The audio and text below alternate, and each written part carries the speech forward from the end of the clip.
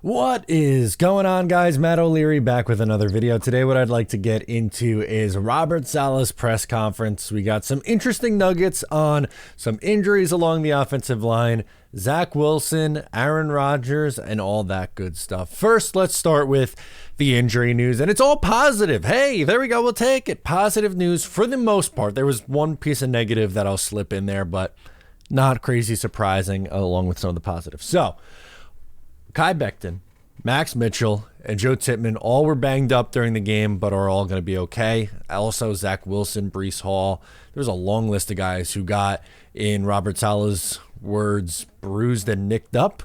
But everyone seems like they're going to be okay, which is a plus because, as we've unfortunately seen at length this year, the New York Jets have suffered so many injuries on that offensive line. It is absolutely insane, the number of injuries that they've suffered. But like I said, relatively good news there with those three guys. The unfortunate news is that Connor McGovern had season-ending surgery.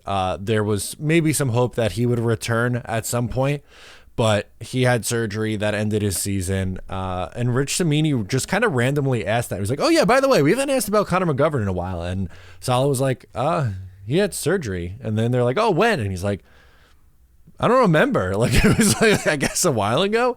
But that was, I guess, one of the Jets' better kept secrets, apparently. But I'm not opposed to bringing Connor McGovern back to be a backup next year. They're going to need some depth. I don't think he's going to be all that costly. He was very, very cheap this past offseason when they signed him to a contract late. Joe Tippmann could be the starter at center. I think Joe has been, well, honestly, nothing short of fantastic. I think he's been a great rookie for the New York Jets. I hope he is their center for a very, very long time, but you need depth on the offensive line. So we'll see what happens there. All right, let's get into Robert Saleh on Zach Wilson, where he praised the offensive line, he praised the opportunity balls in his words, and even more about his performance. Robert, when you look at that, when you see that, the film, the coaches say to Zach, like, hey, this is what we need. This is what we want from you. Is that kind of the message you sent to him at this point? He already knows. And it's not like it's not without trying. There's a lot of things that go into play in terms of I felt like the O-line played halfway decent, gave them some protection. I thought our receivers were winning their one-on-one battles. He gave guys opportunity balls to go make plays, like Conklin on a couple of one-on-one shots, Garrett on a couple of shots, and he was very decisive in getting to the check down rather than trying to hold to let things develop. He was canceling and saying no faster, getting it to Breece. And when he had an opportunity to get it to Garrett, he got it to Garrett, and he was moving the ball around. And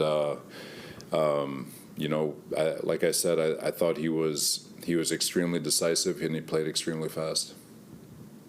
How do you get him to do it again, Robert? Same, whatever he ate Saturday night, just go do it again, man. No, he's good. He's been working. He's been getting better, and give him credit.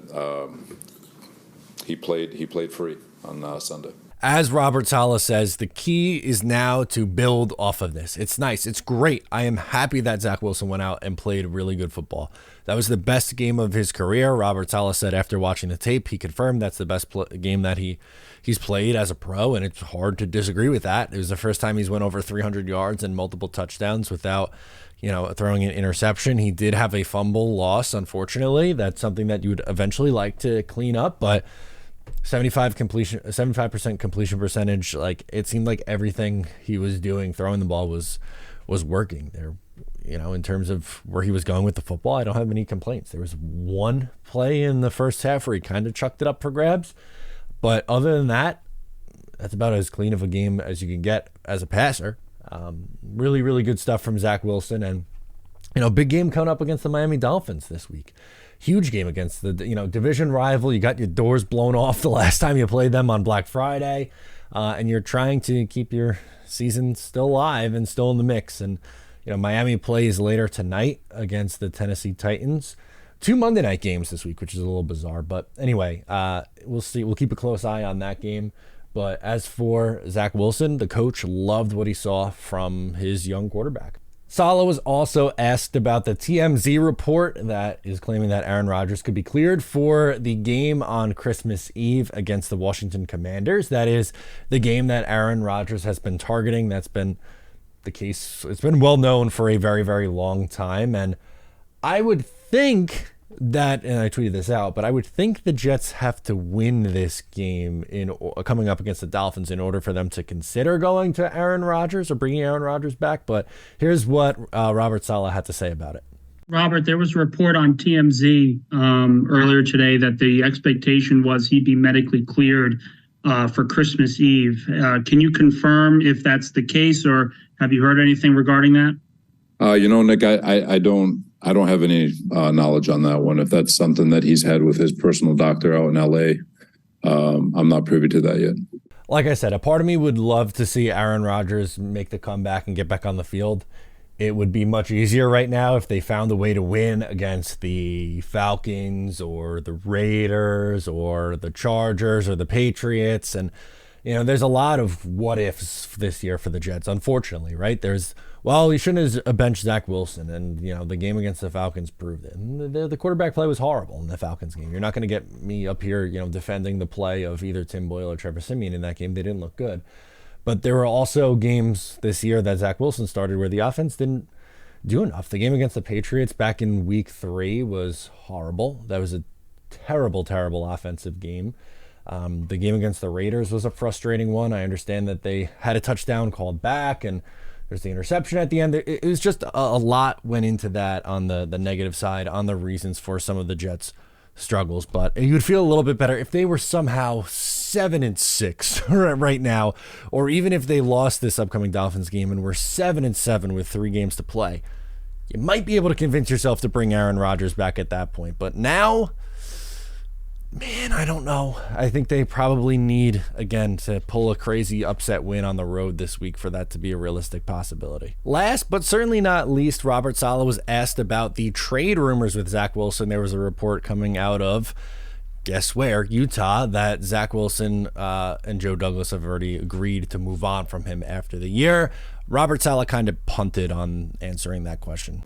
There was a report, Robert, out of Utah, Zach's home, that you guys had already told him the plan was to trade him in the offseason. Is there any truth to that? My conversations with him are to do everything he can to get ready to play a football game. As far as all that other stuff is concerned, those are things I'll leave for Joe. Not a surprise that Robert Saleh would say, you know what, I'm not going to touch that one. I don't blame him. There's no reason. It's 1, it's in season. 2, that is a Joe Douglas question, so let Joe Douglas answer it when he talks to the media twice a year and gives his nonsense answers, right? Like, he doesn't give you anything real. But I don't know if it's true or not. There's no way to prove it, but that's something that's going to be discussed a lot, and especially if Zach Wilson plays well the rest of the way, you better believe there's going to be conversations of should he stay, should he go, should he get cut, should he get traded, should he be the future?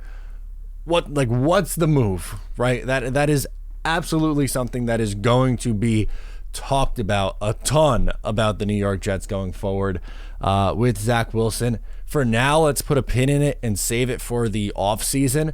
But something that was brought up at the press conference today that I thought was worth sharing the answer. So let me know your thoughts down below in the comments on the latest New York Jets news. Once again, I'm Matt O'Leary. I'll catch you next time.